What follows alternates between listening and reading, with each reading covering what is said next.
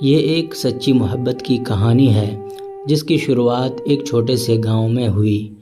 گاؤں کی سادگی اور خاموش فضا میں ایک نوجوان لڑکا علی اپنی تعلیم کے سلسلے میں شہر جانے کی تیاری کر رہا تھا۔ علی ایک محنتی اور خواب دیکھنے والا نوجوان تھا۔ اس کی زندگی میں کچھ کمی سی تھی، جیسے وہ کسی خاص شخص کی تلاش میں ہو۔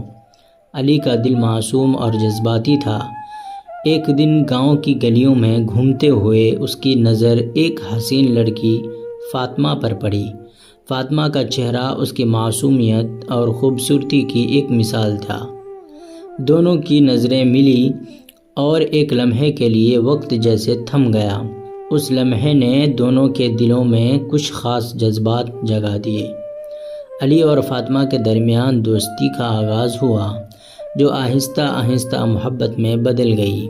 دونوں ایک دوسرے کے بغیر زندگی کا تصور بھی نہیں کر سکتے تھے۔ علی نے اپنے محبت کا اظہار کیا اور فاطمہ نے بھی دل کی بات کہی۔ دونوں کے دل ایک ساتھ دھڑکنے لگے اور زندگی میں ایک نیا رنگ بھرنے لگا۔ لیکن ہر محبت کی کہانی میں کچھ مشکلات آتی ہے۔ فاطمہ کے والدین اس کے لیے ایک اور رشتہ طے کر دیا تھا۔ علی اور فاطمہ دونوں کے دل ٹوٹ گئے، لیکن انہوں نے ہمت نہیں ہاری۔ علی نے فاطمہ کے والدین کو اپنی محبت کا یقین دلانے کے لیے تمام کوشش کی۔ اس نے اپنی محنت اور دیانتداری سے فاطمہ کے والدین کا دل جیت لیا۔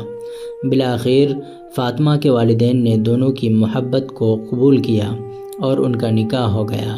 علی اور فاطمہ نے ایک ساتھ ایک نئی زندگی کا آغاز کیا، جہاں محبت اور اعتماد کی خوشبو ہر طرف بکھر گئی۔